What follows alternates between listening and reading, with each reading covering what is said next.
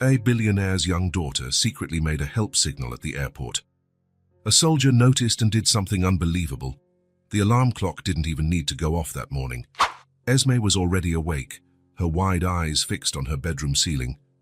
Today was the day. Finally, after so many promises, so many next times, and when I have a moment, today she and her father were going on a trip together. Esme jumped out of bed and ran to the window. The sky was clear, perfect for flying. Her heart was beating so hard it felt like it wanted to leap out of her chest. She pulled out the little pink rolling suitcase she had packed 3 times the night before. Everything had to be perfect. "Daddy!" she called, slowly opening his bedroom door. Mr. Wren was on the phone, as always. He held up a finger, asking for a minute. The phone wedged between his shoulder and ear as he tried to close his own suitcase. "Yes, Marcus, I understand the urgency, but I'll be gone for a week. You have the authority to make the necessary decisions," he was saying in that voice Esme called his work voice, deeper and more serious than the voice he used with her. Esme sat on the edge of the bed, swinging her feet that didn't reach the floor. Her fingers tightened around the small silver keychain her father had given her for her last birthday. It had the letter W engraved on it, W for Wren, their last name. "So you never forget who you are," he had said, as if she could ever forget. "Ready for our big adventure?" Mr. Wren asked after hanging up the phone. "Ready for 1,000,000 years," Esme replied, jumping off the bed. Her father laughed, ruffling her hair. "1,000,000 years is a long time, Esme." "That's exactly how long I've been waiting to go on a trip with you," she answered, hugging his waist. Something in Mr. Wren's face shifted. The smile was still there, but his eyes looked sad for a moment. "I know I've made a lot of promises, sweetie, but this time will be different, okay? Just the 2 of us." During breakfast, Mr. Wren's phone rang 3 more times.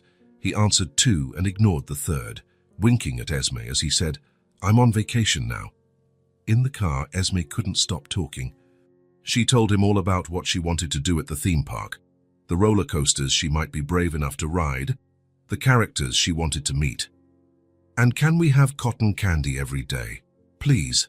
she asked, her eyes shining with anticipation. "Maybe not every day," her father replied, keeping his eyes on the road. "But I promise we'll have a lot of fun." Esme watched her father's profile. He looked tired, he always did. He'd been running the company since her mother died, when Esme was just a baby. She didn't remember her mum, only knew her face from the pictures her dad kept on his nightstand. "This is going to be the best week ever," Esme said, nearly bouncing in her seat. "Better than Christmas and my birthday combined." Mr. Wren smiled, reaching over with his right hand to squeeze hers. "We'll do everything you want, Esme. No phone calls, no meetings, no work. Just the 2 of us." Esme tried not to remember the other times he had promised similar things. Like on her 5th birthday, when he showed up 2 hours late to the party because of an emergency at the office, or last winter break, when they were supposed to build a snowman together, but he was locked in his home office all day. This time would be different. It had to be. JFK Airport was crowded when they arrived. Esme had never flown before. Her eyes darted from side to side, trying to take everything in at once. People hurried by with huge suitcases. Screens showed numbers and letters that changed every minute. And there was a constant noise of announcements over the loudspeaker. "Hold my hand so you don't get lost," Mr. Wren said, and Esme squeezed her father's hand tightly. Nothing in the world would make her let go. They stopped at a counter, where a woman in a blue uniform smiled at them. "Good morning. May I see your passports and tickets, please?" Mr. Wren handed over the documents, and the woman started typing something into her computer. Esme bounced on her heels, impatient. She wanted to get through security, see the planes up close, and get on the one that would take them to the most special week of her life. "How old are you?" the woman asked, smiling at Esme. 6, she answered, holding up 6 fingers. "And it's my first time flying." "How exciting, you'll love it. It's like being a bird for a few hours." After check-in, they headed to the security line. Esme watched everything with fascination, people taking off their shoes and belts, putting purses and backpacks into bins that slid into a huge machine. "Can we sit by the window, Daddy?" I want to see the clouds up close, Esme said as they waited in line. Of course. We requested window seats just for you, he replied, smiling at his daughter. Once they were through security, Esme started listing everything they would do on their first day at the park.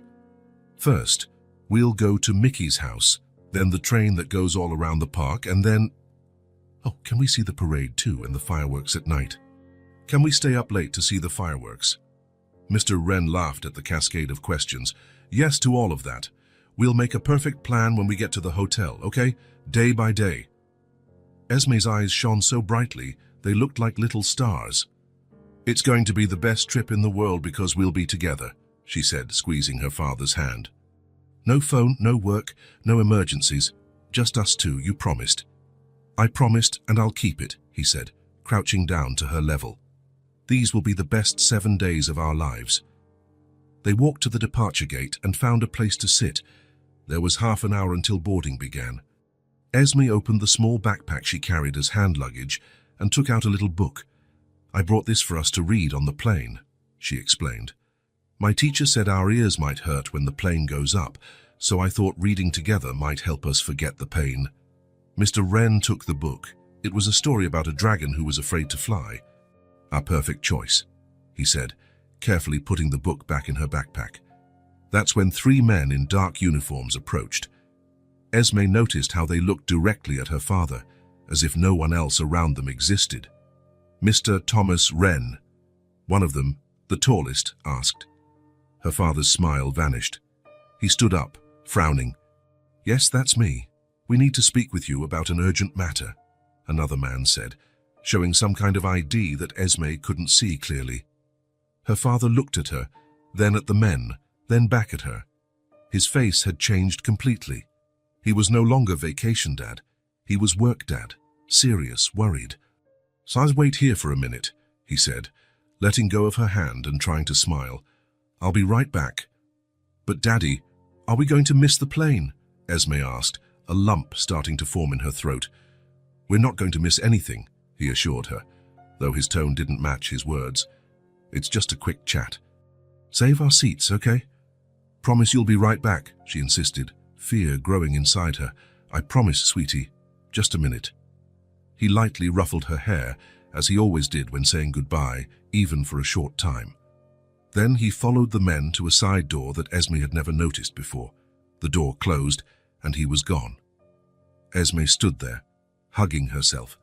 Her fingers found the keychain in her coat pocket, and she squeezed it tightly. The letter W gleamed under the airport's fluorescent lights.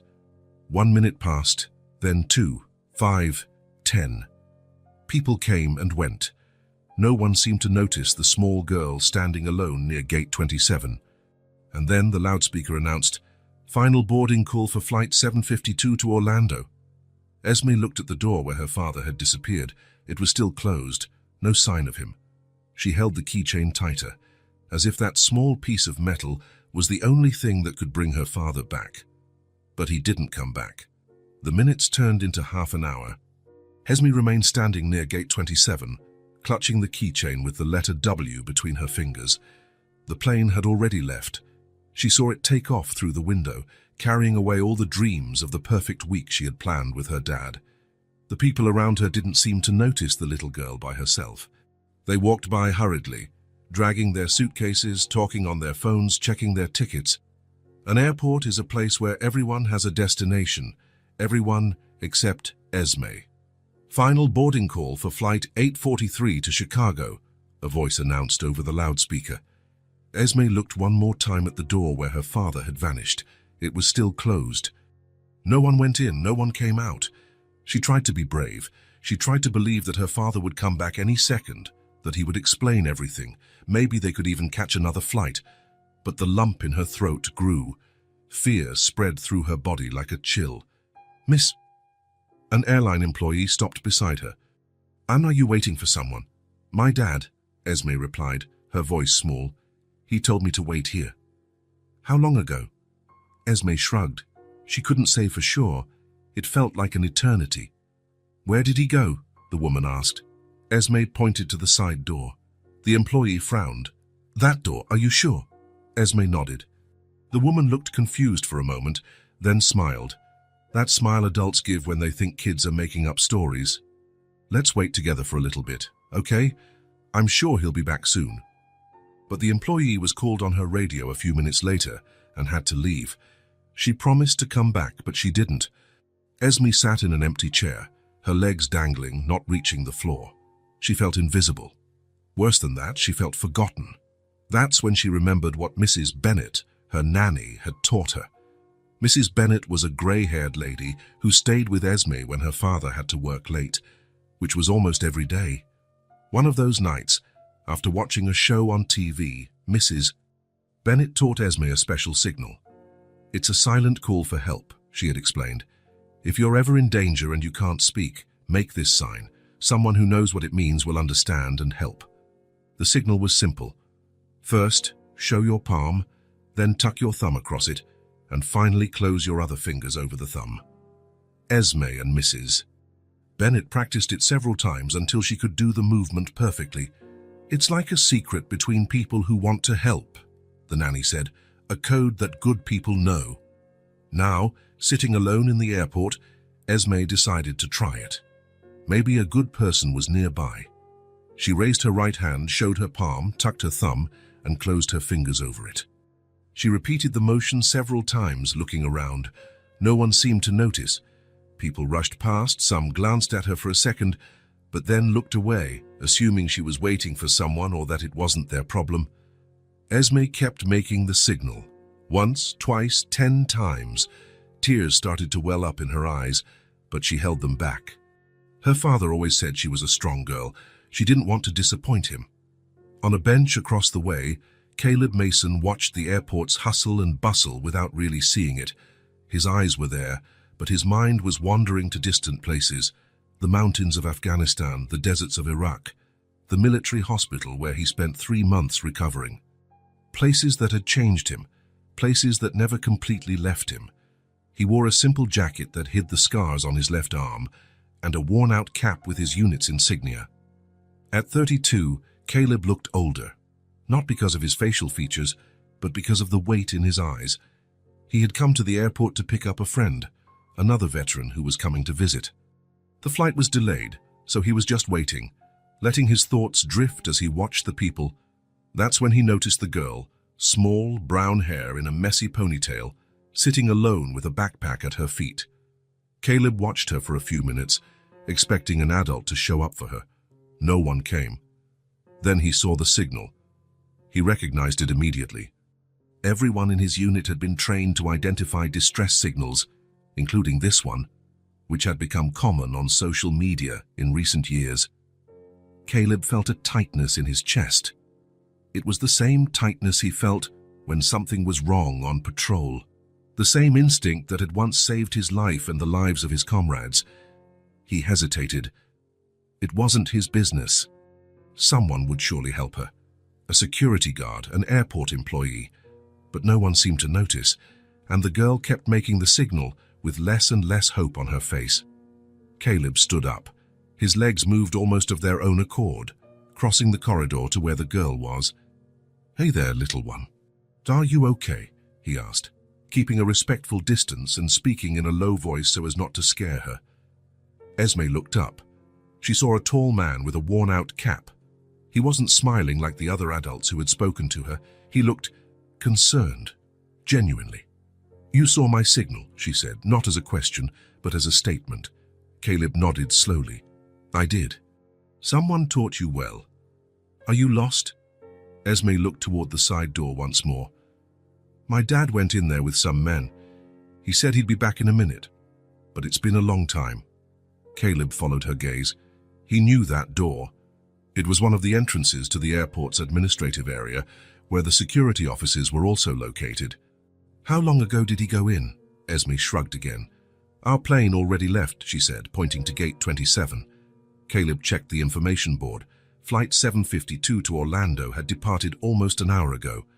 "Do you want me to call someone to help? A security guard or—" "No," Esme interrupted, her eyes widening with fear. "They were like security guards, the men who took my dad." Caleb frowned. The situation was getting more complicated than he had imagined. "What's your name?" he asked. Esme. Esme Wren. I'm Caleb, he said, sitting in the chair next to her, still keeping some distance. Look, Esme, maybe your dad is just dealing with a problem and will be back soon. Do you want me to wait here with you? Esme looked into his eyes for a long moment, as if assessing whether she could trust him. Then, unexpectedly, she reached out and took his hand. Take me with you. I'll tell you everything. The sentence caught Caleb off guard. Taking an unknown child away from the airport was not a good idea. It was, in fact, a terrible idea. Esme, I don't think that's a good— please, she interrupted, squeezing his hand. I'm scared of them. The men who took my dad. Caleb felt that tightness in his chest again. His gut was screaming. Something was very wrong here. Let's do this, he said, thinking fast. First, let's talk to someone from the airport.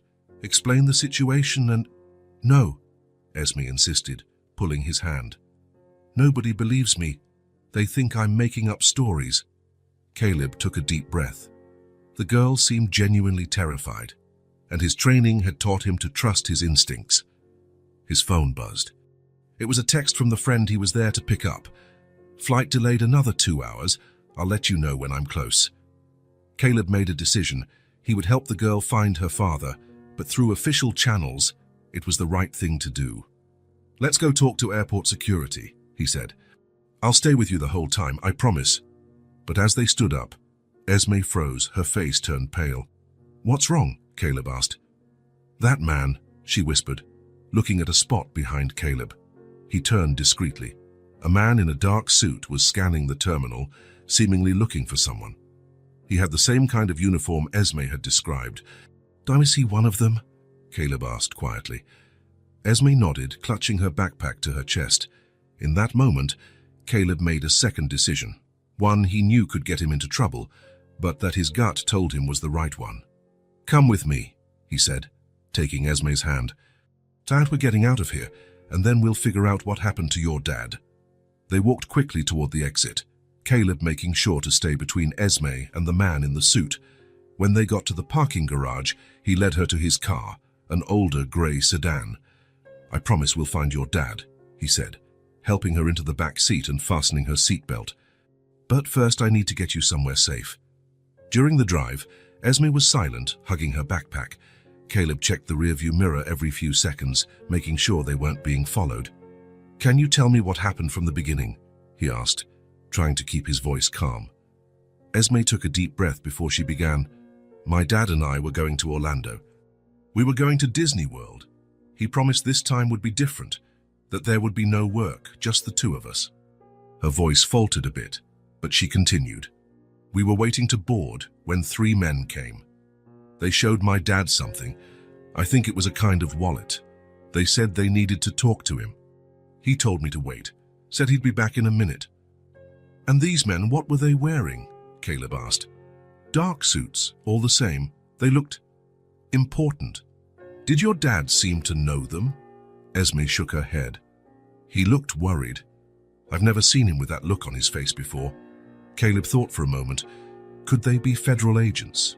Plainclothes police? Why would they approach someone at an airport, just as he was about to board a flight with his daughter? Has your dad ever had trouble with the police before? He asked, choosing his words carefully. No, Esme answered, indignant. My dad is good. He works a lot. He has a big company. What kind of company? Computers, I think. He's always talking about programs and systems. It's really boring. Caleb smiled slightly at her childish honesty. 20 minutes later, they arrived at Caleb's apartment. It was a simple place on the 2nd floor of a 3-story building in a quiet neighborhood on the outskirts of the city. It had a small living room connected to an open kitchen, 1 bedroom and a bathroom. Everything was neat and clean, but without many personal details, as if Caleb didn't spend much time there or didn't care to make the space feel cozier. It's not much, but it's safe, he said, placing his keys on the counter. Esme walked in slowly, looking at everything. She stopped in front of a shelf with a few photos. In one of them, Caleb was in a military uniform, standing next to other men in uniform. You're a soldier, she said. I was, Caleb corrected her. I'm in the reserves now. Esme sat on the couch, seeming smaller and more fragile than she had at the airport. They took my daddy. What if he doesn't come back? He's the only person I have. The vulnerability in her voice hit Caleb like a punch. He remembered when he lost friends in combat, the emptiness that followed, but they were adults who had chosen that path. Esme was just a child. We're going to find him, he promised, sitting in the armchair across from the sofa. But we have to be smart. First, we need to understand what happened. Esme clutched the keychain between her fingers. Do you believe me? That men took my dad? I believe you, Caleb answered sincerely, and I'm going to help you find out where he is. How? I have some friends who might be able to help. Let's start by looking up information on your dad. What's his full name? Thomas Wren, Esme replied. He owns Wren Technologies. Caleb got his laptop. A quick search confirmed what Esme had said. Thomas Wren was the CEO and founder of Wren Technologies, a mid-sized company specializing in systems security. There was nothing about an arrest or trouble with the law. While he searched, Caleb noticed that Esme had fallen asleep on the couch, exhausted from the day's stress. He placed a blanket over her and went back to the computer. What had started as a simple act of kindness had now entangled him in something much bigger. Caleb knew he should have taken the girl to the police or to social services. It would have been the correct protocol. But something in his gut told him that Esme was in real danger, and that perhaps her father was too. He looked at the sleeping girl and made his third decision of the day. He would not leave her alone. Not until he was sure she was safe. Not until he found Thomas Wren. After all, if there was one thing his years in the army had taught him, it was to never leave someone behind. Esme woke up to the smell of toast and the soft sound of plates being set on a table. For a moment, she imagined she was at home, with her dad making Sunday breakfast, the only days he didn't leave early for work. But when she opened her eyes, reality hit her like a wave. She was on a stranger's couch, covered by a blue blanket that wasn't hers. Caleb noticed she was awake and smiled from the open kitchen, separated from the living room only by a counter. "Good morning, sleepyhead," he said. Or rather, "Good afternoon. You slept for a long time." Esme sat up, rubbing her eyes. The clock on the wall read 2:17 p.m. "I slept that much?" she asked, her voice still hoarse from sleep. "I think you needed the rest," Caleb replied. "Are you hungry? I made a snack." Esme's stomach rumbled in response. She hadn't eaten since the rushed breakfast with her dad before they left for the airport. It felt like a lifetime ago. "Yes," she answered, getting up from the couch and carrying the blanket with her. Caleb had set the small kitchen table. There was toast, cheese, ham, a pitcher of orange juice, and another with milk. Nothing fancy, but to Esme it looked like a feast.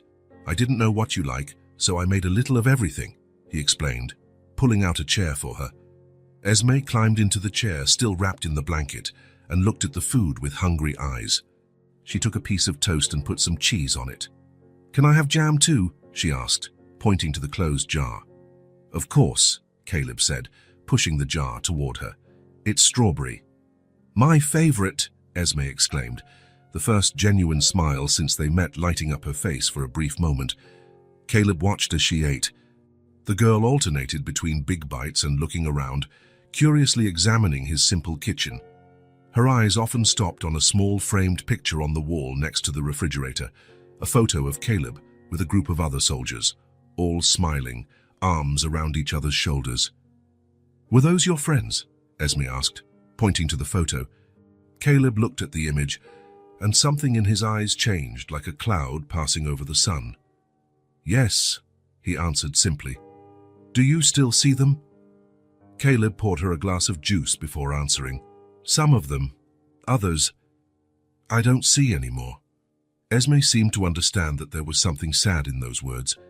She went back to eating her toast in silence for a few moments. "I just got back home a little while ago," Caleb said, breaking the silence. "I was on a mission overseas." Esme looked at him with curiosity. "Like in the movies, with guns and explosions?" A sad smile appeared on Caleb's face. "Sometimes it felt like a movie." "Yes. But it wasn't as exciting as in the movies." "Did you fight the bad guys?" Caleb pondered how to explain the complexity of war to a 6-year-old. It's not as simple as good guys versus bad guys, he finally replied. But yes, I was there to protect people. Like you're protecting me now? Esme asked, her eyes fixed on him. Yeah, something like that. Esme took another bite of toast, thoughtful. Do you have a family? She asked after swallowing. Caleb shook his head. No, my parents passed away a few years ago. I don't have any siblings. So you're alone too, Esme concluded, with the direct clarity only children possess. I have some friends, other soldiers. We look out for each other. Esme nodded, as if that made perfect sense to her. My mommy died when I was born, she said suddenly, the words rushing out, as if she needed to get them off her chest. My daddy has always taken care of me by himself. I'm all he has, too. Caleb felt a lump in his throat. The frankness of the confession, the pain behind the simple words, it was as if Esme was handing him something precious and fragile. He has pictures of her on his nightstand, Esme continued. Sometimes, when he thinks I'm asleep, I see him looking at them. He gets sad, but he never talks to me about it. She placed the keychain on the table. The letter W shone under the kitchen light. He gave me this for my birthday. He said it's so I remember who I am, even when he's not around. Caleb reached out and touched the keychain, then held Esme's small hand.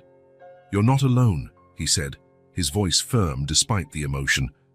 We're going to find your dad, I promise. Esme squeezed his hand as if the grip could turn his words into reality. But what if we can't? Then we'll keep looking, Caleb answered. I won't give up. Esme's eyes studied his face, searching for any sign of a lie. What she found must have been enough because she nodded slightly. My dad says promises are sacred, she commented. And he's right, Caleb agreed. That's why I don't make promises I can't keep. Esme took another piece of toast and spread jam on it. Her appetite had returned a little. When did you get back home? She asked, genuinely interested. 2 months ago, Caleb replied. I'm still getting used to being back. Is it different? Very. Over there, everything was intense. Every day, every moment. Here, sometimes it feels like time moves too slowly. Do you miss it? Caleb hesitated. Not the war, but the clarity. Over there, I knew exactly what I needed to do each day. Protect my buddies, complete the mission, survive. Here, he let the sentence die, realizing he was saying too much for a child. Here it's confusing sometimes, Esme completed, surprising him. Like now, I don't know what to do without my dad. Caleb looked at her with new appreciation. There was a wisdom in those childish eyes, an understanding beyond her years. That's exactly it, he agreed. But you know what? Sometimes we find clarity when we help others. That's what I learned in the army. Like when you helped me at the airport. Yes. In that moment, I knew exactly what I needed to do. Esme smiled slightly. I'm glad you saw my signal. Me too, Caleb agreed. So now let's finish this snack and then think about our next step, okay? Esme nodded, taking one more piece of toast. As she ate, Caleb watched the girl and thought about the man who had been taken at the airport. A single father, as she had said, whose daughter was everything to him. We'll find him, Caleb repeated, more to himself than to Esme. And though he didn't know how he would do it yet, he knew it was a promise he had to keep. For Esme, and maybe for himself too. The afternoon wore on as Caleb washed the snack dishes. Through the kitchen window, the clouds in the sky darkened, heralding rain.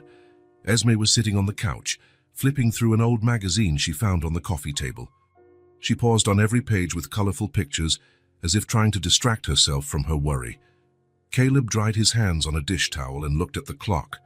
Almost 5 in the afternoon. More than a day had passed since Thomas Wren disappeared at the airport. They couldn't just keep waiting. Esme, he called, sitting in the armchair across from the sofa. Shall we need to talk about what we're going to do now? She looked up from the magazine, immediately alert. Did you find out where my dad is? Not yet, but I think it's time we go to the police. Esme slammed the magazine shut, as if Caleb's words had set off an alarm inside her. No, she said, shaking her head so hard her already messy ponytail swung from side to side. So we can't go to the police. Caleb leaned forward, resting his elbows on his knees to get closer to her level. "Why not, Esme? The police can help us find your dad. What if they're like those men? What if they want to take my dad away too?" There was a tremor in her voice that made Caleb hesitate. Esme's fear was genuine and specific. It wasn't just the natural fear of a child separated from her father, but something more. "Do you think those men at the airport were police officers?" he asked carefully. Esme shrugged, a small, uncertain gesture. "I don't know. They didn't say. They just showed Daddy something, like a wallet. An ID. I think so." Caleb thought for a moment. They could have been police, federal agents, or any other authority. But why would they take Thomas Wren just as he was about to board a flight with his daughter for a vacation? And why offer no explanation, not even to the child? "Esme," he said, softening his voice. "If your dad was taken by authorities, the police will know. They can tell us where he is and why. What if he's in danger? That's exactly why we need help. I promised to find your dad, and I'm going to keep that promise. But I can't do it alone." Esme pulled her knees up, hugging them to her chest. "My dad says not everyone who wears a uniform is good," she mumbled. "He showed me how to check if a police officer is real. You have to see their badge and ask for their ID number." Caleb frowned. That was unusual advice to give such a young child. "Your dad taught you that?" Esme nodded. "He says it's important for me to know how to take care of myself when he's not around, like the signal misses. Bennett taught me." Another detail that didn't seem normal. Thomas Wren seemed to be preparing his daughter for dangerous situations. "Why? Has your dad ever had trouble before? Has anyone ever tried to hurt you too?" "No," Esme replied, then hesitated. "But sometimes he locks all the doors at night and checks the windows twice. And we have an alarm system at our house that makes a loud noise if someone tries to get in." "A lot of houses have alarms," Caleb said, trying not to let his growing concern show. "That's normal." But it wasn't normal for a father to teach his 6-year-old daughter how to verify if a police officer was legitimate, nor was the level of fear Esme was showing. "Look," Caleb said, trying a new approach. "What if we call the police first? We can ask questions over the phone without having to go there." Esme considered the idea for a moment. "Will they come here?" "Not if we don't want them to. We'll just ask some questions, see if they know anything about your dad." After a few more seconds of thought, Esme reluctantly nodded. "Okay, but if they say bad things, we hang up." "Deal." Caleb picked up his phone and looked for the number of the nearest police precinct. Before dialing, however, he had a better idea. There was a detective he had met through a veterans support program, Mark Sutton, a good man, the kind Caleb would trust. He found the number and dialed, hoping Sutton still worked in the same department. After 2 rings, a deep voice answered. "Detective Sutton." "Mark, it's Caleb Mason." There was a brief pause. "Caleb, long time no see. How are you?" "I'm doing okay, look. I'm calling because I need help with something." "Delicate." Sutton's voice changed, becoming more professional. "What happened?" Caleb looked at Esme, who was watching his every move with attentive eyes. "Can I call you back in 5 minutes? I need to talk in private." "Sure. I'll be waiting." Caleb hung up and turned his attention back to Esme. "I'm going to talk to him in the other room, okay? He's a friend of mine, a detective who can help us, but I need to explain the situation first." "Are you going to tell him about me?" Esme asked, her voice small. "I'm going to tell him I'm trying to help you find your dad. This is important, Esme. This man is trustworthy, I promise." Esme looked down, considering. "If you think he can help find my dad, I think he can," Caleb said, trying to sound more confident than he felt. "Can you stay here and watch TV while I talk to him? I won't be long." He turned on the television to a cartoon channel, then went into the bedroom, leaving the door ajar so he could hear if Esme needed anything. In the bedroom, he sat on the edge of the bed and called Sutton again. "Mark, I've got a complicated situation here," he began, keeping his voice low. "Yesterday, at the airport, I found a 6-year-old girl who had been left alone. Her father was taken by 3 men in suits before their flight. She's with me now. You have a missing child at your house. Sutton's voice was a mix of surprise and concern. "Caleb, you need to bring her to the precinct immediately. There must be a police report, maybe even an Amber Alert." "That's the problem. There's nothing. I've checked the news to call the airport. Nobody has reported a missing child. Nobody knows anything about a Thomas Wren." "Who?" "Her father, Thomas Wren, owner of Wren Technologies. The girl says he was approached by 3 men who showed some kind of ID and took him to a side room at the airport. He never came back." Sutton was silent for a moment. "This was yesterday, and no one's reported it." "Exactly. That's why I'm worried. The girl, Esme, is terrified of going to the police. She says her dad taught her to be wary of authorities." "That is odd," Sutton admitted. "Look, I can check if there's any arrest or detention record for this Thomas Wren. If he was legally taken by authorities, there has to be a record somewhere. That would be great. But Caleb," Sutton continued, his tone more serious, "you need to bring the girl in. Harboring a missing child is a serious problem." "I know that, but I need to be sure she'll be safe. Something isn't right about this whole story, Mark. Why hasn't anyone reported it? Why is there no alert? Her father's been missing for over 24 hours. Sutton sighed on the other end of the line. "I'll check what I can find out. Give me a few hours. But you need to come to the precinct today, Caleb. Understood?" "Understood. Thanks, Mark." Caleb hung up and sat on the bed for a moment, thinking. Sutton's reaction confirmed his suspicions. The situation was abnormal. Under normal circumstances, the disappearance of a child and her father would have triggered an immediate alert. When he returned to the living room, he found Esme sitting exactly where he had left her, but she wasn't watching the cartoons. Her eyes were fixed on the door, waiting for him. "What did he say?" she asked as soon as Caleb entered the room. "He's going to help us," Caleb replied, sitting next to her on the couch. "He's going to check if there's any information about your dad and call us back." "And then?" Caleb hesitated. He didn't want to lie to her. "Then we'll probably have to go to the station to talk to him in person." Esme's eyes immediately filled with tears. "No. What if they take him away forever? What if they take me too? I don't want to go to an orphanage." The tears started streaming down her face. Caleb felt his heart ache. He wanted to hug her, but he didn't know if she would accept that kind of comfort from him, still practically a stranger. "Nobody is going to take you to an orphanage, Esme," he said firmly. "I won't let that happen." "Promise?" she asked between sobs. "I promise. I will protect you." To his surprise, Esme moved across the couch and threw herself against him, hugging him tightly. Caleb froze for a moment, then wrapped his arms around her small shoulders. "It's going to be okay," he whispered, feeling her tears soaking his shirt. "We're going to find your dad." They stayed like that for a while, until Esme's sobs subsided. She slowly pulled away, wiping her face with her hands. "Sorry," she mumbled. "You don't need to be sorry," Caleb said. "It's normal to be scared. My dad says I shouldn't cry in front of people. Sometimes crying is what we need to do. There's nothing wrong with it." Esme sniffled, seeming a little calmer. "Do even soldiers cry?" she asked. Caleb smiled sadly. "Do even soldiers?" The rain started to fall outside, fat drops pattering against the window. The sky darkened completely, and Caleb turned on the living room lights. The two sat in silence for a while, just listening to the sound of the rain. "What are we going to do now?" Esme finally asked. "We're going to wait for Detective Sutton to call us back. In the meantime, how about we watch a movie? I have some DVDs over there on the shelf." She nodded and went to the small shelf where Caleb kept a few movies.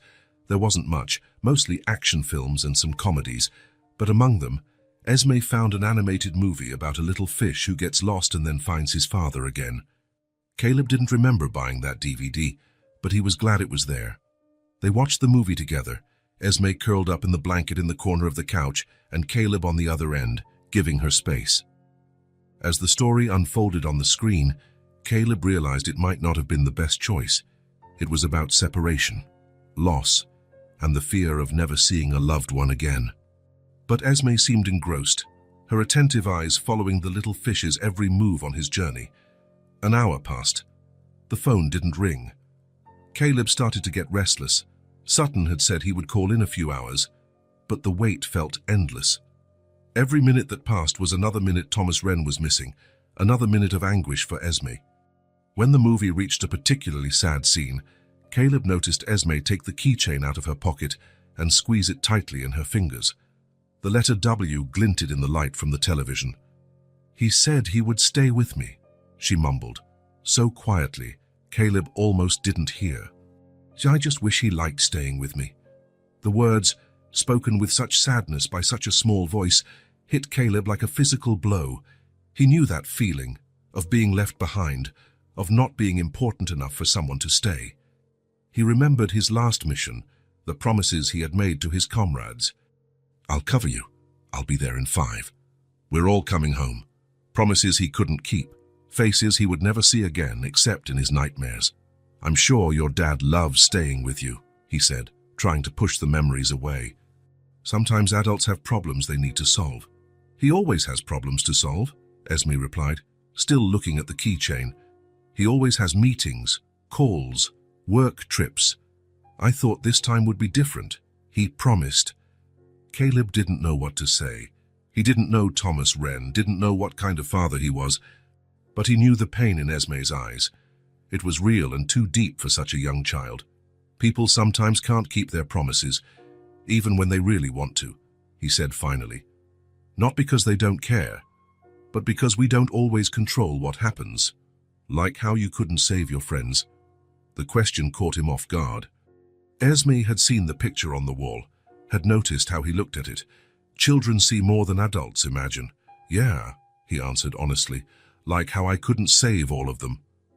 "It wasn't your fault," Esme said, turning to look him in the eye. "So just like it's not my dad's fault that those men took him."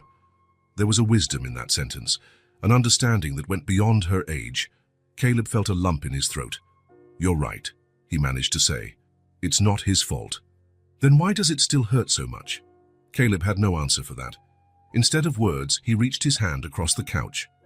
Esme hesitated for only a second before placing her small hand in his. They stayed that way, connected by that simple touch, while on the screen, the little fish continued his search for his lost father. The rain was falling harder now, turning the world outside into a grey blur. And somewhere, beyond that curtain of water, Thomas Wren was also waiting. Caleb had to believe that for the girl beside him. The phone rang, making them both jump. Caleb stood up quickly and answered it. "Hello?" "Caleb, it's Mark," said the voice of Detective Sutton. "I found something on Thomas Wren, and it's not good." "What did you find out?" Caleb asked, moving away slightly so Esme couldn't hear. The girl was still on the couch, her eyes fixed on the television, but Caleb knew she was listening. "Thomas Wren is being investigated for financial fraud," Sutton said, his voice grave on the other end of the line. "There's evidence of suspicious movements in his company's accounts over the last 3 months. Is he guilty?" "I'm not sure. The transfers were made using his credentials, but there's something strange about the pattern. Small amounts leaving at regular intervals, sent to offshore accounts." Caleb ran a hand through his hair, trying to process the information. Does that explain why he was taken? Possibly. The men could have been federal agents, but here's the problem. There's no official record of detention. I've checked with every agency. If the feds took him, they're keeping it off the books. Caleb looked at Esme, who was now pretending to watch the movie but was clearly trying to listen. "Well, I need to see you in person to talk more about this," he said, "but I can't leave her alone." "Bring the girl," Sutton replied. "I have a secure room here. She can stay with one of our social workers while we talk." "I don't know if that's a good idea. She's terrified of the idea of going to the police." "Caleb," Sutton's voice grew more serious, "you don't have a choice. You have to bring her in. This situation, it's complicated.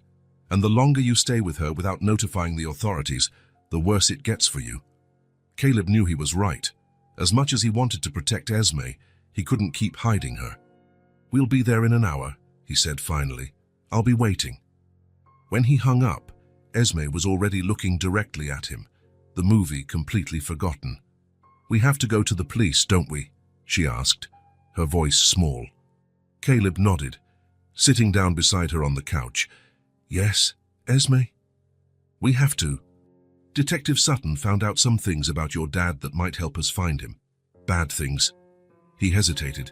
He didn't want to lie to her, but he also didn't want to scare her even more. "Things we need to understand better," he finally answered. "Remember the promise I made? I'll stay with you the whole time." "I won't let anyone take you." Esme stared at her own hands for a moment, then looked up at him. "Okay, let's go." The police station was relatively calm when they arrived.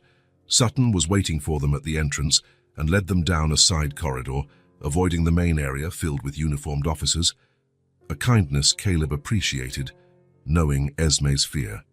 The room they entered was small but cozy, with a few plants, a comfortable sofa, and a low table with children's books and some toys. A middle-aged woman with a gentle smile introduced herself as Mrs. Miller, a social worker.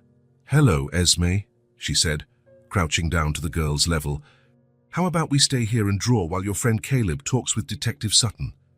Esme looked at Caleb, uncertain. "Will you be back soon?" "I promise. I'll be in the next room, and you can call for me at any time."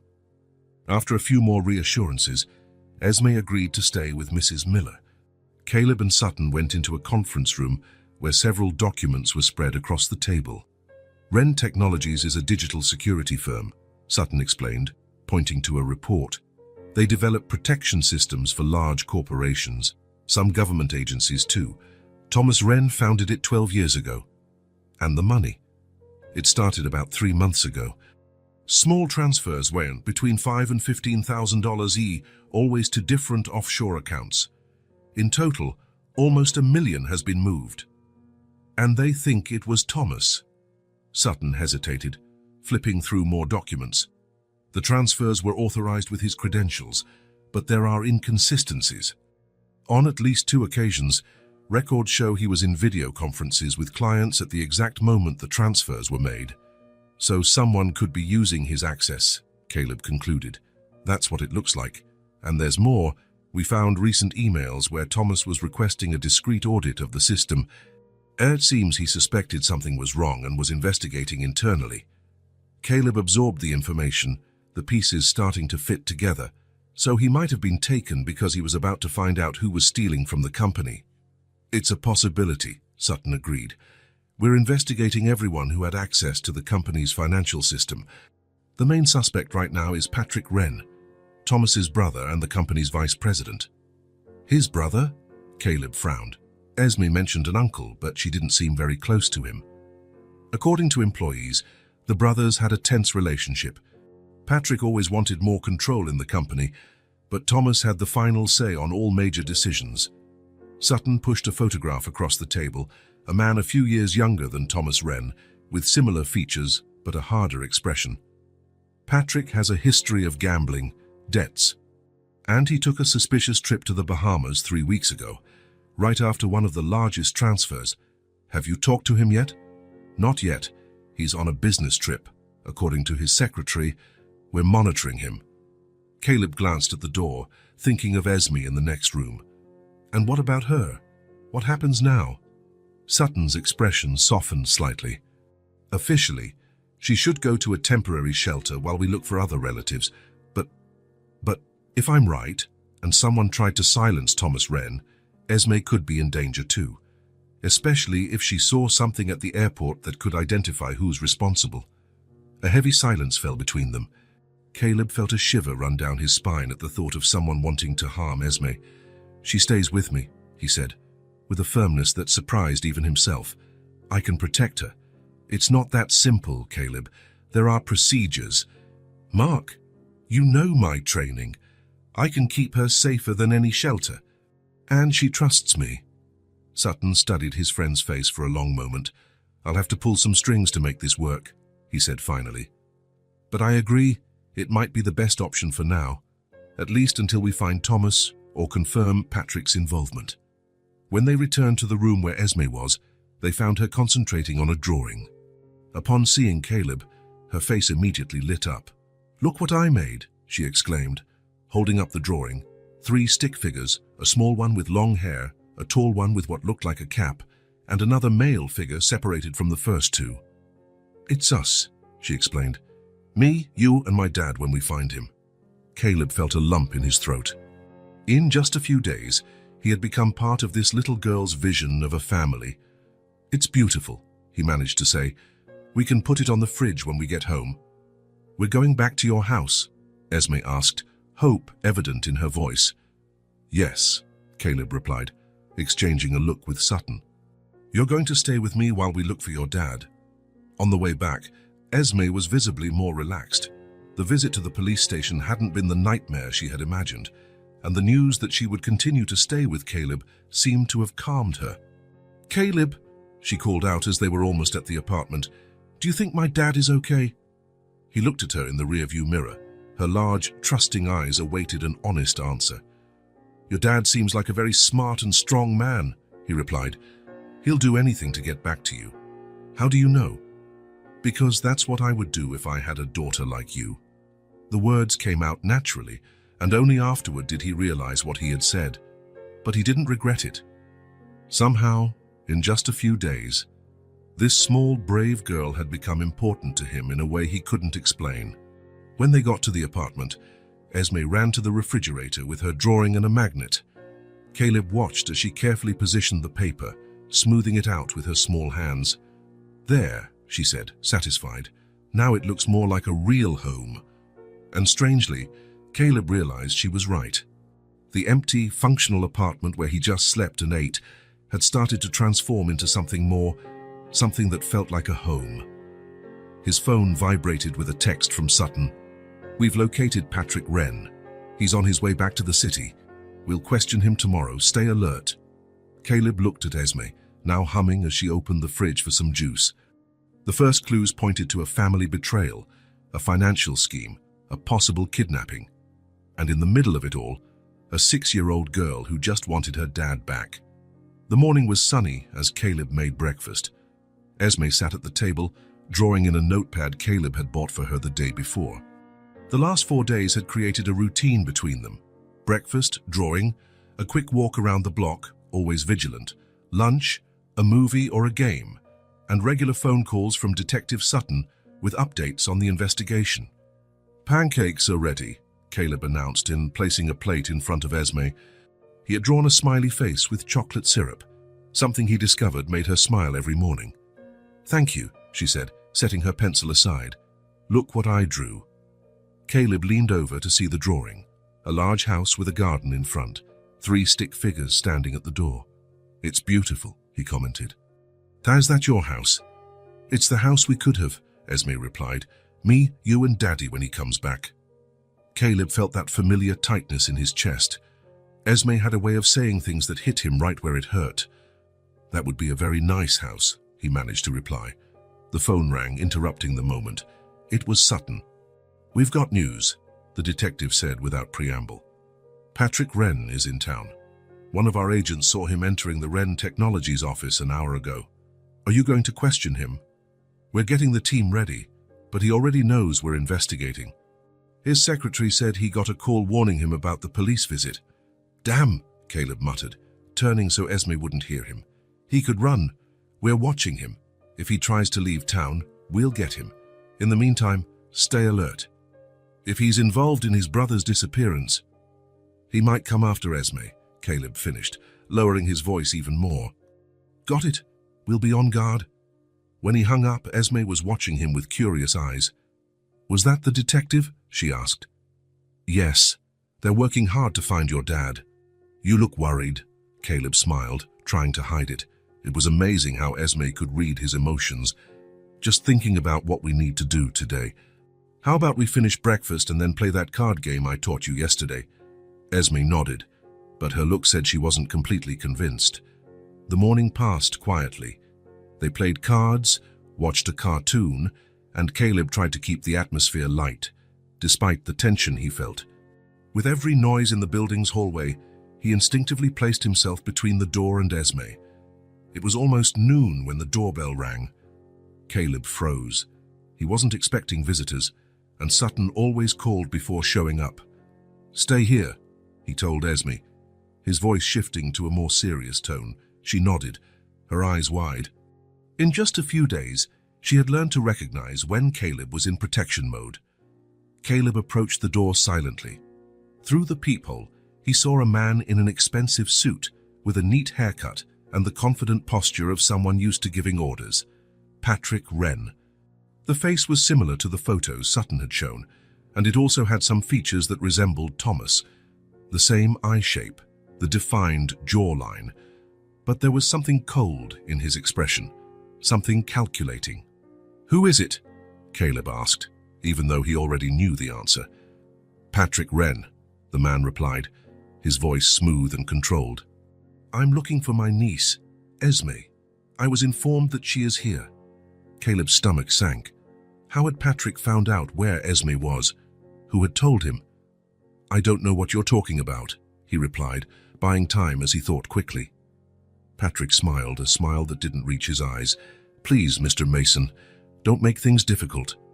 I am Esme's closest relative now, and I've come to get her. I have all the necessary paperwork." The use of his last name confirmed Caleb's suspicions. Patrick had connections, information he shouldn't have. "I'm calling the police," Caleb said, reaching for his phone. "They're already on their way," Patrick replied calmly. "In fact, it was the Department of Children's Services that informed me where my niece was. It seems they're quite concerned that an ex-soldier with a history of post-traumatic stress is illegally caring for a child." The calculated coldness in his words hit Caleb like a punch. Patrick had done his homework, knew exactly where to attack. "Caleb!" Esme's small voice came from behind him. "Who's there?" Before he could stop her, she came closer and peeked through the crack of the door that the security chain allowed. Her eyes widened as she recognized the visitor. "Uncle Patrick?" "Hello, Esme," Patrick said, his voice suddenly gentle. "I've come to get you. You must be scared, right? But it's all right now. I'll take care of you until your father comes back." Esme stepped back, grabbing Caleb's hand. "I don't want to go with him," she said, her voice trembling. "I want to stay with you, Caleb." Caleb squeezed her hand, trying to convey safety while his mind worked frantically. If Patrick had really contacted social services, they would be there soon. And without official cooperation from Sutton, who must be busy with the investigation, Caleb would have no way to legally justify Esme's presence in his apartment. "Mr. Mason," Patrick continued, "don't make this harder on the girl. She's been through enough. I just want to take her home to a familiar environment." Just then, Caleb's phone rang. It was Sutton. "Patrick's there," the detective said without introduction. "He got a temporary custody order from a judge. I don't know how. He must have pulled some strings." "What do I do?" Caleb asked, turning so Patrick couldn't hear. "Legally, we have to hand the girl over," Sutton replied, frustration evident in his voice. "But we're going to follow him. I have 2 agents positioned near your building now. If he's involved in his brother's disappearance, he'll lead us to Thomas. What if he hurts Esme? He won't risk it, not with our eyes on him. But stay alert. I'll keep you informed of every move." When Caleb hung up, he knew he had no choice. Legally, he couldn't stop Patrick from taking Esme. But he also couldn't just hand the girl over without any guarantees. "I need to see the documents," he said, opening the door but keeping the chain on. Patrick handed him a folder with official papers, a temporary court order for custody, signed that morning. Everything looked legitimate. "May I come in to speak with my niece?" Patrick asked. "She seems frightened." Reluctantly, Caleb removed the chain. Patrick entered the apartment, his eyes quickly scanning the room before settling on Esme, who was partially hiding behind Caleb. "Esme, dear," Patrick said, crouching down, "I know you're scared, but I'm your family. I will take good care of you until we find your father." "Where is he?" Esme asked, her voice small but firm. For a moment, something flickered in Patrick's eyes, a spark of something dark that disappeared as quickly as it came. "We don't know yet. But the police are looking, and I'm also doing everything I can." "I want to stay with Caleb," Esme insisted, squeezing his hand even tighter. "I understand you've grown attached," Patrick said, glancing at Caleb. "And I'm grateful he took care of you, but your place is with your family, Esme." Caleb crouched down next to Esme, looking her in the eyes. "Esme," he said softly. "Your uncle has the legal papers to take you. I can't stop him." Tears started to form in her eyes. "You promised you would protect me." "And I will," Caleb affirmed, keeping his voice low so only she could hear. "I will always be close by, even if you don't see me, I promise." He took a small device from his pocket, no bigger than a coin. "This is a tracker," he explained, discreetly slipping it into the pocket of her pants. "With this, I'll always know where you are. If you need help, I'll be there in minutes." Esme's eyes showed understanding. She nodded slightly, wiping her tears with the back of her hand.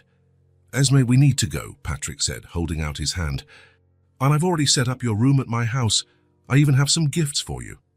Reluctantly, Esme let go of Caleb's hand and picked up her backpack. Inside was the keychain with the letter W, which she never let go of.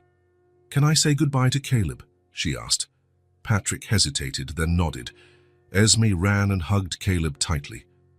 "Don't forget your promise," she whispered. "Never," he replied. As he watched them leave, Caleb felt a mix of anger and worry. There was something deeply wrong with Patrick Wren, something that went beyond the suspicion of embezzlement, and now Esme was with him. As soon as the door closed, Caleb grabbed his phone and checked the app connected to the tracker.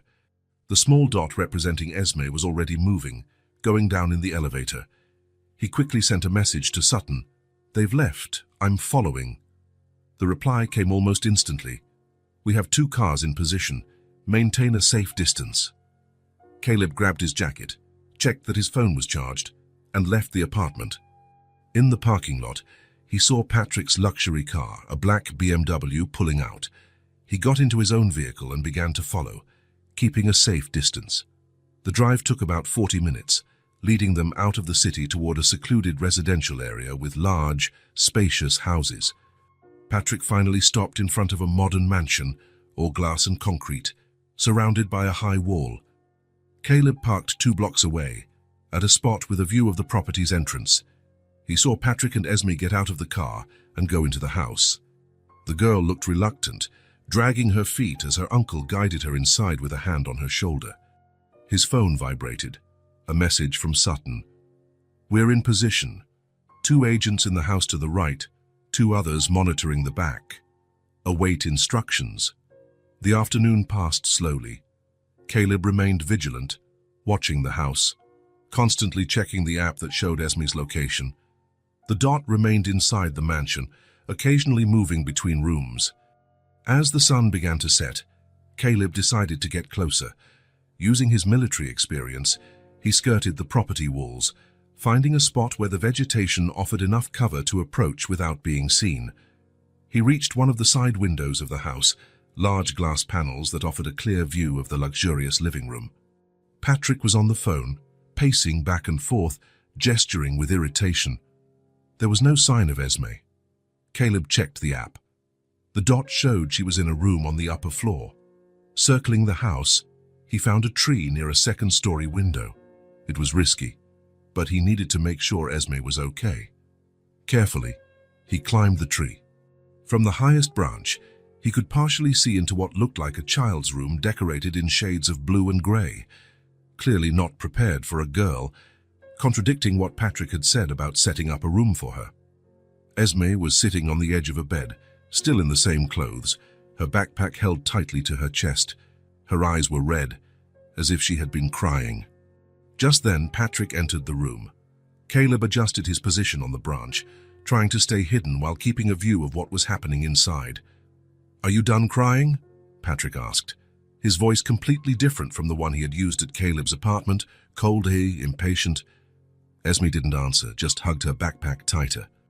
"Look at me when I'm talking to you," Patrick demanded, grabbing her chin and forcing her to face him. Caleb felt a wave of fury, his muscles tensing, ready to storm the house that instant. But he knew he had to be patient, gather evidence, understand Patrick's plan. "If you want your father alive, you'll do everything I say," Patrick said, releasing Esme's chin with a sharp movement. Caleb's heart raced. There it was, the confession. Thomas Wren was alive, and Patrick was behind it all. "Where is my dad?" Esme asked, her voice trembling but defiant. "In a safe place." And he'll stay that way if you behave. Tomorrow we're going to the bank. You have a joint account with your father, don't you? A college fund or something. Esme nodded slowly. Good. We're going to withdraw everything.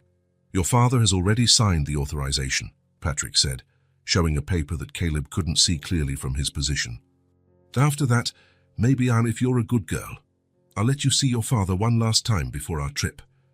Trip to where? Far away from here. Very far. The branch Caleb was on creaked slightly. Patrick's head snapped toward the window. Caleb froze, barely breathing. After a tense moment, Patrick turned his attention back to Esme. Don't try anything stupid. No leaving this room, no trying to call anyone, understand? Esme nodded, still hugging her backpack. Good. I'll bring you something to eat. Then I want you to sleep. We have a long day tomorrow. Patrick left the room, and Caleb could hear the sound of a key turning. He was locking Esme in. Carefully, Caleb climbed down from the tree and moved away, immediately calling Sutton. He confessed, he said as soon as the detective answered. Thomas is alive. Patrick is holding him somewhere and is using Esme to access some kind of joint account. Are you sure? Absolutely. I heard it with my own ears. He's taking Esme to the bank tomorrow, then plans to flee with her. Good work, Sutton said. We'll set up an operation for tomorrow. Catch him in the act at the bank and force him to reveal where he's keeping Thomas. We can't wait until tomorrow, Caleb insisted. He's keeping Esme locked up, threatening her. We need to act now. Caleb, if we go in without a warrant or without catching him in the act, he could claim breaking and entering. Any evidence would be thrown out. Caleb knew Sutton was right from a legal standpoint, but his protective instincts were screaming. I'm not letting her spend the night with that man, he said, determination clear in his voice. What are you planning? I'm going in. Find proof of Thomas's whereabouts, and if he tries to hurt Esme, Sutton sighed. Officially, I can't authorize that. Unofficially, keep your phone on. If you find something concrete, maybe we can justify a response to an anonymous tip. Caleb hung up and looked at the mansion. The sun had completely set now, plunging the property into darkness. Lights were beginning to come on in the various windows. He touched the pocket where he kept the pocket knife he always carried, a habit from his army days. His heart was still pounding in his chest after hearing Patrick's threats against Esme. He knew he had to act fast, and this time, he couldn't fail. The night had been the longest of Caleb's life. After hearing Patrick's threats, he couldn't just wait until the next day. With his military experience, he managed to infiltrate the mansion through a ground-floor window partially hidden by bushes. Moving like a shadow through the dark corridors, Caleb found Patrick's office. A quick search revealed incriminating documents, bank transfers, betting slips, and most importantly, a map with the location of an abandoned warehouse on the outskirts of the city. In the corner of the paper, a note, T.W., check daily. It was all Caleb needed. He took photos of every document with his phone and sent them to Sutton with a message, sufficient evidence. Thomas is at the warehouse. Patrick plans to use Esme tomorrow to withdraw money from a joint account. The reply came almost immediately. Team en route to the mansion. Another team heading to the warehouse. Get out of there now. But before Caleb could leave the house, he heard footsteps approaching the office. He hid behind a bookshelf just as Patrick entered, clearly agitated, speaking on the phone. We need to move up the plan, he was saying. Take him to the secondary location now. Yes, the girl is coming with me. We'll be out of the country before dawn. Caleb's blood ran cold. Patrick was changing the plan. They couldn't wait for the police to arrive. When Patrick left the office, Caleb followed him silently.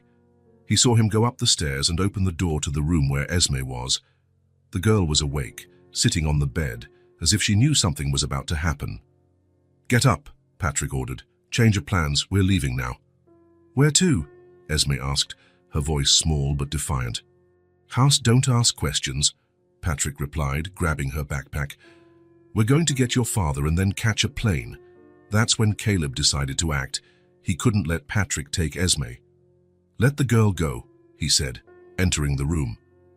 Patrick turned, surprised and furious. How did you get in here? That doesn't matter. The police are on their way. It's over, Patrick. Esme's eyes lit up when she saw Caleb, but Patrick pulled her close, gripping her arm tightly. It's not over, he replied, backing toward another door Caleb hadn't noticed before, likely a connection to another room. If you come any closer, I won't be responsible for my actions. You're not going to hurt her, Caleb said, advancing slowly.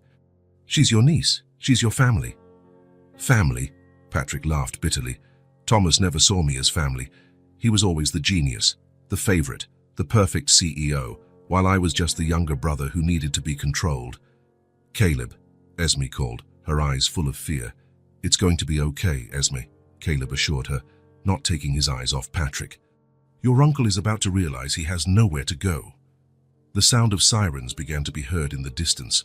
Patrick looked toward the window, then at Caleb, calculating his options. It's over, Patrick, Caleb repeated. Let Esme go, and maybe you can get a deal. For a moment, it seemed Patrick would give in. But then, in a swift move, he pulled Esme behind the door, slamming it shut. Caleb rushed forward, hearing the sound of a key turning on the other side. Patrick, he yelled, banging on the door. Don't make things worse. There was no answer. Caleb tried to break down the door, but it was too solid. He ran back into the hallway, looking for another way into the adjoining room. The sirens were closer now. He found another door that seemed to lead to the same place, but it was also locked. That's when he heard a noise from outside, like breaking glass. He ran to the window in time to see Patrick dragging Esme toward a car parked at the back of the property. Without a second thought, Caleb went out the same window he had entered. He ran around the house, reaching the car just as Patrick was pushing Esme into the back seat. Patrick, he yelled. The man turned, and Caleb saw something he hadn't noticed before, a gun in his hand. Stay where you are, Patrick ordered, pointing the gun. The sirens were already at the property's entrance. Red and blue lights reflected off the mansion's walls. You have nowhere to go, Caleb said, trying to keep his voice calm despite his racing heart. Think about Esme. Don't do this to her. Patrick's eyes darted between Caleb and the police cars now entering through the gates. His face showed the desperation of a cornered man. It was then that Esme, taking advantage of her uncle's distraction, opened the car door and ran. Esme! Patrick yelled, turning instinctively to follow her. Caleb seized the moment and lunged, grabbing Patrick's arm that held the gun. The two men fell to the ground, struggling for control of the pistol. Caleb, with his military training, managed to pin Patrick to the pavement, twisting his arm until he dropped the weapon. Police! Freeze! A voice shouted. Several officers surrounded them, guns drawn. Caleb slowly raised his hands. He's disarmed, he said, moving away from Patrick. Two officers moved in, handcuffing Patrick, and who now looked defeated, all his previous arrogance replaced by a bitter resignation. Where's the girl? One of the officers asked. Esme! Caleb called, looking around. Here. The small voice came from behind a nearby tree. Esme slowly emerged from her hiding spot, her eyes fixed on Caleb. When she saw that Patrick was being taken away by the police, she ran crossing the lawn to reach Caleb. You came, she said, hugging him tightly. Caleb knelt, wrapping her in his arms, feeling the tremor in her small body. Of course I came. I promised. Remember. Detective Sutton approached, smiling slightly at the scene. We have good news, he said. The other team found Thomas Wren. He's alive, a bit dehydrated and bruised, but he's going to be okay. Esme lifted her face, her eyes shining with tears and hope. My daddy's okay. Yes, Sutton confirmed. He's on his way to the hospital, but he asked to see you as soon as he heard we were coming to get you. Caleb felt a profound relief wash over him. He hadn't failed this time. Esme was safe, and so was her father. It was more than he had dared to hope for when he saw that small hand making a help signal at the airport days ago. I'm so glad I get to be with you again, Esme said, holding Caleb's hand tightly as they walked toward the police car. Oh, I don't like my uncle. I was scared. He's not going to hurt you anymore, Caleb assured her. Never again. At the hospital, Caleb and Esme waited in the waiting room. The doctors were finishing their examination of Thomas Wren, and Esme's anxiety was almost palpable. She wouldn't let go of Caleb's hand, the keychain with the letter W held firmly in her other. "What if he's really hurt?" she asked, her voice trembling. "The doctor said he's going to be fine," Caleb replied, trying to reassure her. "Your dad is strong, Esme, just like you." Finally, a nurse appeared in the hallway. "Wren family, you can go in now." Esme stood up immediately, pulling Caleb by the hand. When they entered the room, they saw Thomas Wren sitting up in the hospital bed. He had a bandage on his forehead, a weary face, and a few days' worth of stubble, but his eyes lit up when he saw his daughter. "Daddy!" Esme cried, letting go of Caleb's hand and running to the bed. Thomas opened his arms, receiving his daughter in a tight hug. He closed his eyes hard, as if trying to hold back tears. "My little one," he murmured into her hair. "Are you okay? Did they hurt you?" "I'm okay," Esme replied, clinging to her father. "Caleb took care of me. He didn't let anyone hurt me." Thomas Wren looked over his daughter's head, his eyes meeting Caleb's for the first time. There was a deep gratitude in that look, along with a silent question. "Mr. Wren," Caleb said, suddenly feeling out of place, "I'm glad you're okay." "You're Caleb Mason," Thomas replied. "Detective Sutton told me what you did, how you found Esme at the airport, how you protected her, how you helped locate me. I don't know how to thank you." Caleb nodded, unsure of what to say. Now that father and daughter were reunited, his role was over. It was time to step away, to let them rebuild their lives. "Well, I guess I'll let you two talk," he said, backing toward the door. "No!" Esme exclaimed, letting go of her father and running to Caleb. "You promised you wouldn't leave me alone." "Esme," Caleb said gently, "you're not alone.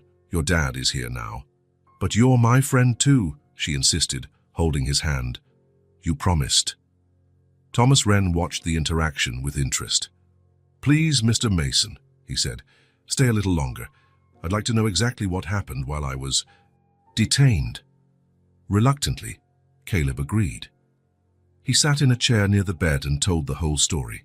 How he found Esme at the airport, the investigation, the suspicions about Patrick, the discovery of the documents in the mansion.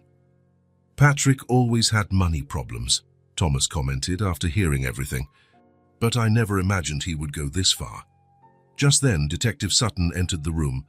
"How are you feeling, Mr. Wren?" he asked. "Better, thank you," Thomas replied. "I heard they managed to arrest my brother." Sutton nodded. "He's in custody.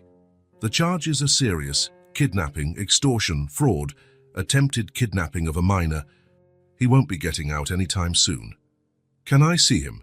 Thomas asked, surprising everyone. "Are you sure?" Sutton asked. "I need to hear it from him. I need to understand why." 2 hours later, with medical clearance, Thomas Wren was taken to the police station. Caleb stayed with Esme in the waiting room, while her father went into the cell block. Patrick was sitting on the concrete bench, staring at the floor when his brother entered. He slowly looked up, and for a moment, the two just stared at each other in silence. "Why, Patrick?" Thomas finally asked. "Why do this to your own family?" Patrick let out a humorless laugh. "Family? You call this a family? You with your company, your success, while I was always second best in everything. I gave you the vice president position. I trusted you to help run the company I built." "As your subordinate," Patrick retorted, "never as an equal." Thomas shook his head. "That doesn't explain why you tried to destroy me. Why you involved Esme in this." The silence hung heavy between them again. Finally, Patrick seemed to deflate, all his anger giving way to absolute defeat. "I'm in $1 million gambling debt," he confessed, not looking at his brother. "I didn't see another way out. I needed the money." "You could have asked me for help," Thomas said, his voice heavy with disappointment. "I would have helped you, Patrick. We're brothers." "You would have looked down on me. You would have made me feel even worse, even more of a failure compared to the perfect Thomas." Thomas shook his head, a deep sadness in his eyes. "You almost destroyed everything I had left," he said. "You almost took my daughter from me, the only thing that truly matters in my life." Patrick didn't answer, just went back to staring at the floor. "Goodbye, Patrick," Thomas said, turning to leave. "I hope you find peace someday." When Thomas returned to the waiting room, he found Esme asleep in Caleb's lap. The ex-soldier held the girl carefully, as if she were the most precious treasure in the world. "She hasn't been sleeping well," Caleb explained in a low voice. "I think she finally felt safe enough to relax." Thomas nodded, sitting down beside them. "Thank you," he said simply, "for everything you've done for her. For us, anyone would have done the same." "No," Thomas replied, "not just anyone. You saw her signal when no one else did. You protected her when everyone else failed. You're a rare man, Caleb Mason." 3 days later, Thomas was discharged from the hospital. He and Esme would go home to try to resume their lives. Caleb went to help them get settled, carrying the few bags they had. When he finished arranging everything, he stood at the door, not knowing what to say. It was time to say goodbye, but the words felt inadequate. "Well, I guess this is it," he said finally. "If you need anything." "You're not leaving, are you?" Esme asked, looking alarmed. "Esme, Mr. Mason has his own life," Thomas said gently. "We can't expect him to always be around." "But he promised," Esme insisted, looking at Caleb with those big eyes that had captured his heart from the first day. "You said you would always be my friend." Caleb knelt to her level. "And I am. I will always be your friend, Esme.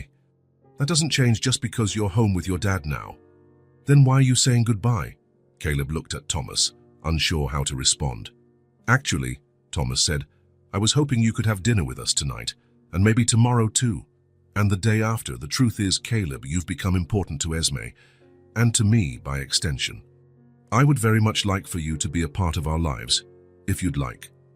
The offer took Caleb by surprise. Since returning from the army, he had lived a solitary life without real connections. But in the last few days, taking care of Esme, he had felt alive again with a purpose. "I'd like that very much," he replied, his voice a little hoarse with emotion. 6 months later, the Wren's backyard was full of life. Esme ran across the grass, chasing soap bubbles that floated in the afternoon air. Her laugh, clear and carefree, filled the space like music. Sitting on the porch, Thomas and Caleb watched, each with a cup of coffee in their hands. "She's finally stopped having nightmares," Thomas commented. "The therapist said she's recovering very well." "She's strong," Caleb replied, "like her father." Thomas smiled, looking at his daughter. "I never thought anything good could come from those terrible days," he said. "But look at us now." Caleb nodded, understanding perfectly. Over the past few months, he had become a constant presence in the Wrens' lives. He helped Esme with her homework, took her to school when Thomas had early meetings, and had dinner with them several times a week. He had even started working as a security consultant for Thomas's company, using his military experience in a way that truly mattered. "Caleb, Daddy, look what I found," Esme shouted, running up to them with something shiny in her hands. It was the keychain with the letter W, which she had buried in the garden weeks ago, saying she didn't need it anymore because she had her dad back now. "I thought it was lost forever," she said, admiring how the metal shone in the sun. "Some things always find their way back to us," Thomas commented, exchanging a meaningful look with Caleb. Esme took the keychain and, to the surprise of both men, held it out to Caleb. "I want you to have it," she said, "to remember that you're part of our family now." Caleb accepted the small object, feeling its weight in the palm of his hand. What had once been a symbol of fear and separation now represented something completely different, a new beginning, a family found in the most unexpected of places. "Thank you, Esme," he said, his voice thick with emotion. The girl smiled and went back to running through the garden, chasing more bubbles. Thomas and Caleb continued to watch, side by side, their silences as comfortable as their conversations. The keychain gleamed in Caleb's